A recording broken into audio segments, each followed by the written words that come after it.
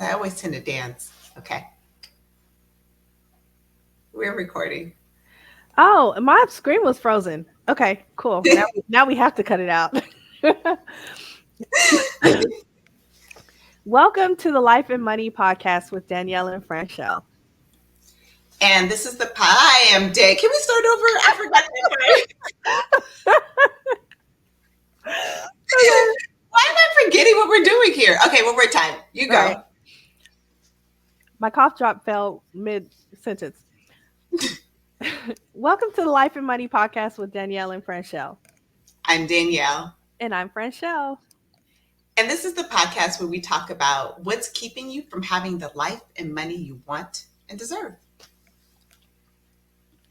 Right. So we have a topic for today that is going to give some people pause. What are we talking about today? We're talking about death. Yeah. It's the one thing we'll all experience in some way, shape, or form. Mm-hmm. It's also one thing that is so charged that people don't want to talk about it, don't want to think about it, want to pretend like it's not going to happen. And then when it happens to other people, they get all weird. When it happens, yeah, everybody gets all weird. Yeah, in all the ways. And you know, one of the things I talk about is the squeeze, and there is nothing that squeezes you like death. Yeah. And even though we know we'll all experience it and we'll all have a touch of it, we're always so surprised. Mm-hmm. Even when we see it coming. Like, do you, like, what are your thoughts on that? Like, yeah, so I'm so weird about death. Like, I wish I wasn't as awkward about death. I am not the person you want to be around. You know, when someone dies, if someone dies in our family, I've had like really bad experiences because I think, you know, being in medicine for so long, I've seen so many people die. I've seen like so many different ways for someone to transition.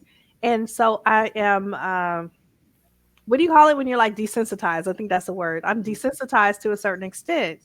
And also, on top of that, I'm just a very logical person anyway and very spiritual.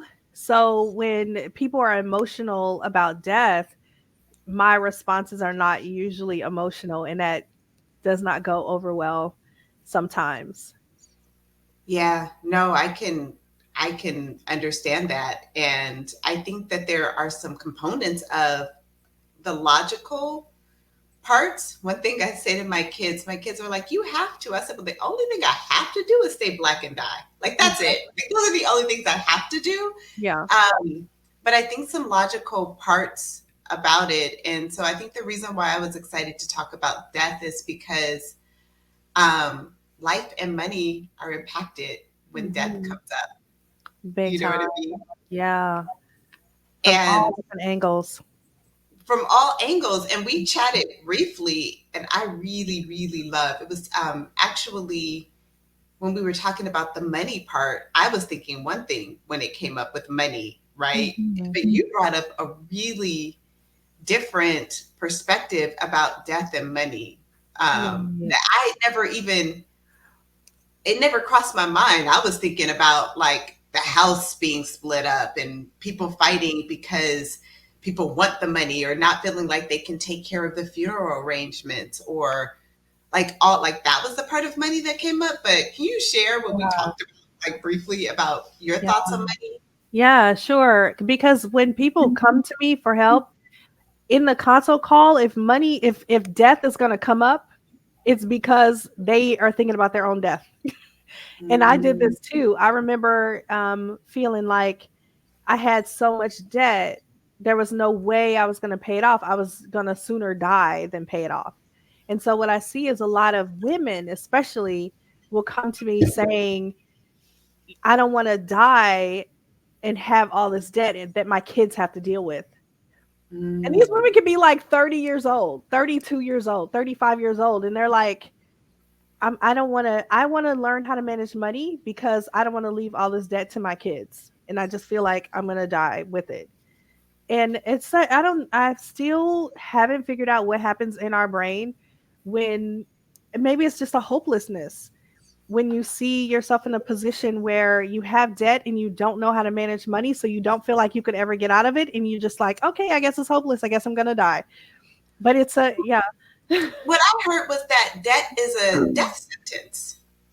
Like debt feels like a form of prison. Like you got Yeah. sentenced to death with it. Mhm. Like there Yeah. is no coming out of Yeah. debt. It feels like a lifelong death sentence. And I'll be Mhm. real, I didn't, you helped brighten up that you didn't have to live with debt, Mhm. because there were some parts of like, oh, well, I'll always have this student Mhm. loan, or I'll always have, like, Yeah. this is just part of my identity, or I'll always have this mortgage. Yeah. Right? Yeah. You're in your community, people are paying off mortgages left and right Right, and quickly. it's like that, yeah. It's like we now understand, we got the cheat codes, right? Like, we now understand how to manage money, like other people have been managing money and not really, it wasn't working for us, and so if you don't know how to do that, debt is such a threat. If it's like your regular debt that you expect, like, okay, I'll always be paying my student loans, I'll always be paying off my house.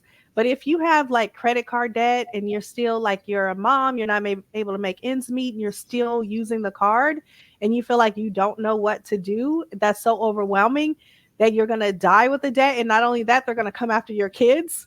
They're like, these are the real thoughts that people have, like they're going to come after your kids. And I know when I had that thought, because I remember, I don't know if you remember me telling you this, but I worked on a campus where I would walk from my office to like where the people I served, where they lived.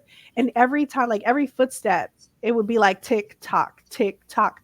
I literally felt like the minutes of my life were ticking away. And while I had that debt and I couldn't figure out what to do with it, I was like, my life was just dripping away. And I was only 40, right? So I identify with that when I hear people saying that they're going to die and then their kids are going to have to pay the credit card bills, or their kids are going to have to pay off the whatever it is. And they have little kids. Their kids are like 5 years old and they're just like, I can't do this to Sarah. It's like Yeah, yeah, real. yeah. Yeah, it's distressing. Hopelessness. It's Like, hopelessness. yeah. And I love that they're even willing to bring it up, Yeah, because I've noticed that people don't want to use, like, they don't want to talk about death right. at all. But I love that they were courageous enough to say, I'm scared, I'm going to like pass this down to my children, and Yeah. I'm going to be a burden past my time here. Yeah. In some ways, that's the pain point that gets them on the call. Yeah, Mm. like it's that thing for them that gets them on the call. That was the thing that got me to figure out, like, okay, I got to figure this out. Yeah. How does death show up in your coaching practice? I'm really curious. So death is a squeeze. Like it pulls out all of the things, all of the emotions that you're not interested in dealing with, everything that's kind of stored and packed away in all the drawers. And you're like, that's not a problem.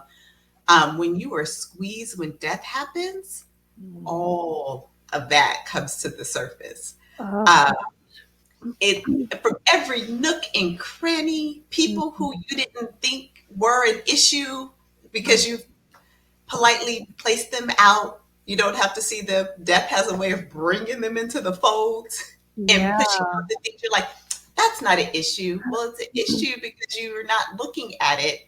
But death has a tendency to squeeze and push everything to the surface. And a lot of times, clients come to me when they have a death because they are having all of these emotions or having to deal with family members that they previously didn't have to. And all of these emotions are flooding, coupled with grief. And Mhm. so, dealing with emotions that have been fermenting and metastasizing and just kind of like hanging out, and grief is a perfect storm Yeah. for complete dysregulation. Yeah. And it's like the death was the catalyst. It was the pain point, like you were talking about the pain point that comes up. So, like with you were talking about your clients coming because they're scared they're going to pass this generational debt to their children and be a burden. Um, Mhm. in a lot of ways, it's the not managing of emotions that comes to the forefront. um, Mhm. and the overwhelm is just beyond what they can deal with, and then they're looking for ways to help, usually help fix someone else. Like, Um, I can't deal with this person, they came back in and they're too much and they're this and they're that. But yeah. really, it's just a representation of all of the things they haven't dealt with inside their own body. And I Yeah. know this all too well. Yeah. like like practicing working through and dealing with emotion. You know what? Honestly, I think it was you. Was it you with the starfish? Like to Yeah. lay down. Yeah. Yeah. So the starfish emotion. So like there's all of these coping mechanisms we do to feel better. So like when we're dealing with hard emotions, we might go for a walk. These are not bad things that I'm about to Mhm. mention. You might touch yourself. You might be in a fetal position. You'll rub. You'll do all of these things. But I believe you were the one that said like have the emotion, lay in a starfish on the Mhm. bed, don't touch, and allow it to. Oh my God, I thought I was going to die the first time I did that. Like Yeah. literally, but just being able to feel an emotion all the way through to be able to really get it out of your body and not make yourself feel better as you do it. Yeah. Um, Death has a way of grabbing all of those emotions and bringing them to Mhm. the forefront, and people haven't been tooled on how to deal with them. And Yeah. it, you know, it's kind of like a fire, not. Yeah. You know what came up I was thinking about because you're talking about, you know, someone dies and you're dealing with the other living beings. But Mhm. there are so many people, have you heard, you probably heard this a lot of times, but like the person they have the excuse me, the person they have the issue with has passed away, and they now all of a sudden the feelings are there, and it's even worse because now they can't even like converse with the person physically to get things cleared up. Like they had pushed that person off and was like, I don't have to deal with that. Then the person dies, and it's like now they're writing a letter to no one, just to how we have them do that. And like how do you deal with that as a life coach? Like the person that they're angry with, they can't even go yell at that person because the person has passed away. Yeah, no, that's really good. What is that? Like not resentment, regret, right? So now you have this regret, um, but honestly, I always feel like the opportunity is you, right? So like the only one you have control over any thoughts are you. And even if you feel like you were wronged by someone else, you could have been actually wrong, but it's still the way you perceive the situation as being good or bad. So, is it helpful to be able to have a conversation with someone? Yes, it is helpful. And the healing can happen if you never have the conversation. Like some people are not healthy or safe to have the conversation with, and you could still do it. Um, but grief, when you start layering grief, regret, undealt with pain, like it just becomes compound coming into this container. I will help you deal with all of those layers. But this is all still just about you. Even if you think it involves someone else, it Mm-hmm. really is about you. And so you still have the power. So someone dies doesn't rob you of the power to be able to resolve it. You Mm-hmm. still have access to being able to resolve it. It'll look a little bit different. And is it helpful to be able to have those conversations? Yes, it is. Mm-hmm. There's benefit, but there's still benefit even if you never have those conversations with anyone else, because it really is just a snapshot of where you are in your life. Even if someone was the catalyst for feeling those emotions, it's still just a snapshot of you. Mm-hmm. That's so amazing because like some people, we think we need closure, like with the other person involved with the closure. But you're right. Like there are some times when having a conversation with another person is not safe. Like it's dangerous. And in that case, whether the person is living or if they've passed on, you're still helping them with themselves. Like it's still just me in this room getting help by you, whether I made the opportunity to have the conversation while they were still alive or if it wasn't safe to do so. Um, Yeah. it's so interesting. So earlier today, so I think about death a lot. I don't know why. I don't know if I'm like a weird person who does this, but I think about death a lot. And so earlier today, you were coaching me and you were encouraging me to have a conversation with someone. And I was like, like, I don't want to. But the reason that I did was kind of like this. I was like, well, I don't want to later regret that I never had this conversation. Whichever way it goes, at least I've had the conversation. Um, so that's why I was like, okay, I'm going to do it. But when we pass away, not we, but like when people pass away, it seems like people forget. Have you had that experience like someone passes away and then all of a sudden everyone's talking about them like they were a saint and they're Mhm. like, "Oh," and you're like, "What?" Right? Like that's where I get into trouble a lot because I'm like, "Y'all don't remember that such and such happened and so and this man used to be his wife. Y'all don't remember all of that." It's like all of a sudden this person is like perfect.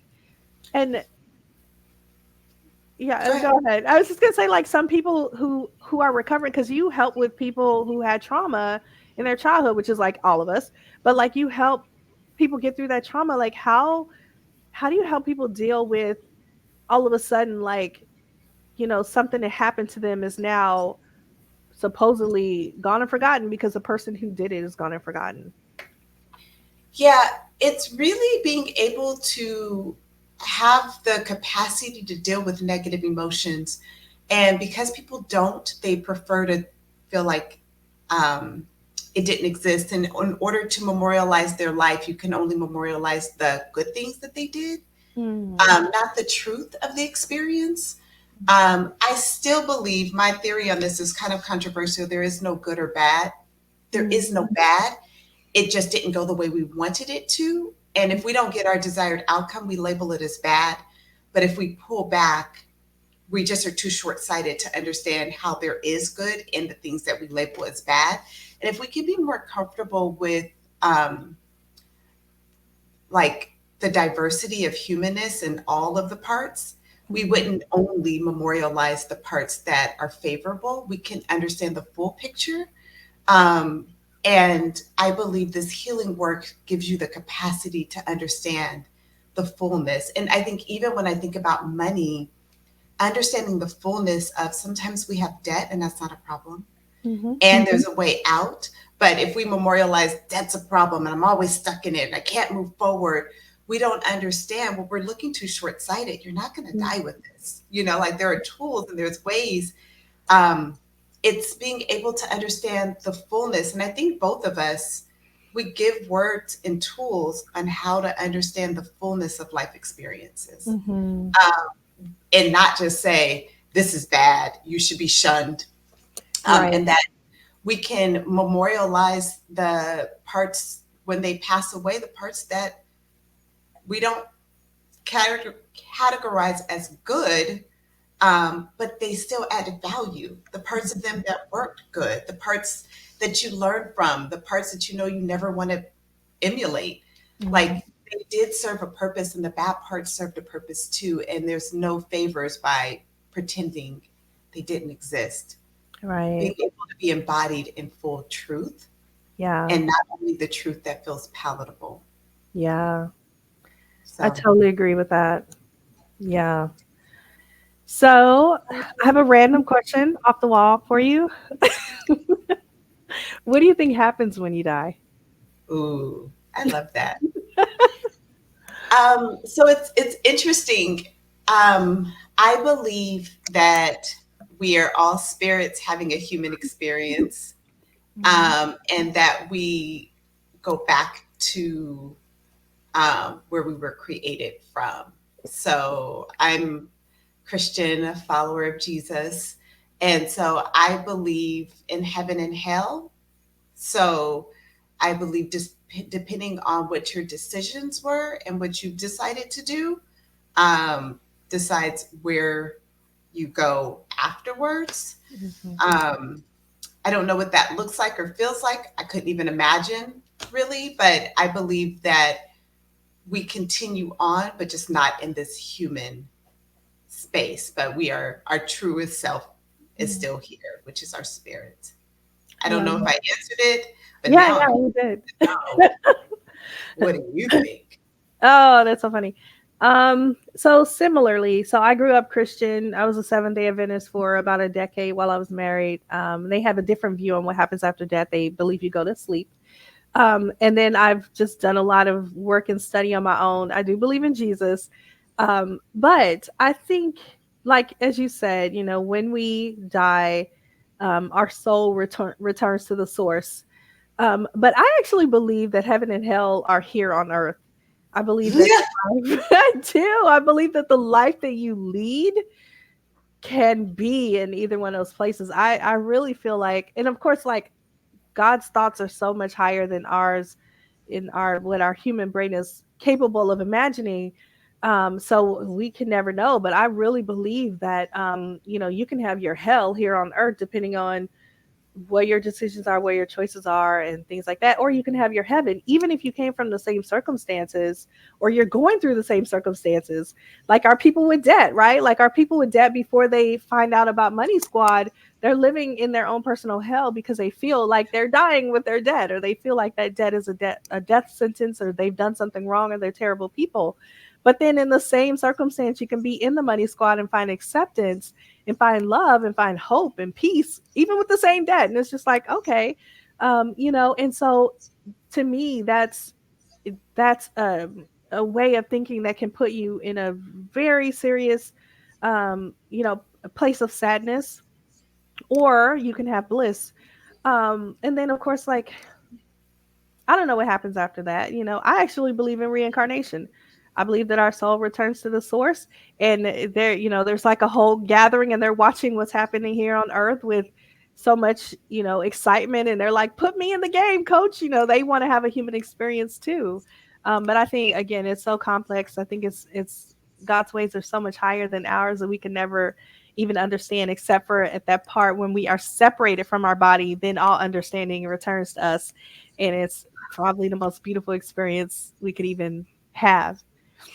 Facts, facts, facts. I have the pleasure of living with some teenagers because they're my children. And what happens is when you're really young, you think you know everything, and the more you grow, you realize you know nothing. And what Yeah. I know now is that I know nothing, and I'm Yes. very excited to continue to be a life learner. Mm. Now, people who feel like they are in debt and dying, you Mhm. have a solution, especially if you're a Ew. spender. Yes, I have a solution specifically for spenders. You can't get it if you're not a spender. It's only for Yes. spenders. Yes. So as we wrap up our episode today, I'm gonna let you know that it's February, so it's the month of love. So we have 5 simple steps for you to heal your relationship with money for spenders.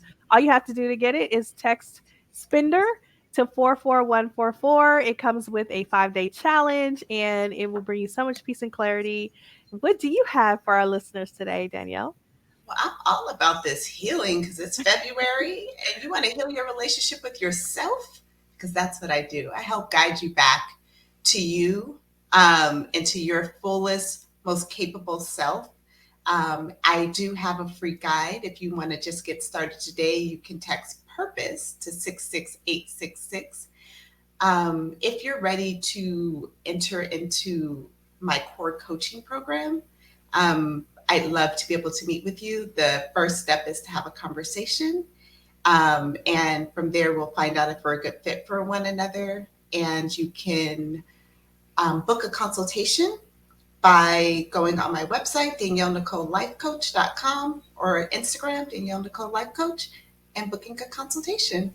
Wonderful. If you enjoyed this podcast, please, please, please like, comment, and subscribe. We want you to put in the comments, what are your thoughts about death? What do you think Yes. happens after you die? What happened in your experience with people, with their life, their money, their relationships when someone else died? Please let us know. We want to continue the conversation with you. And if you love this podcast, please share it with your friends, subscribe, tell people about it. We read every comment, and we love to bring you into the conversation. Thank you. Look forward to seeing you next week. Bye. Bye.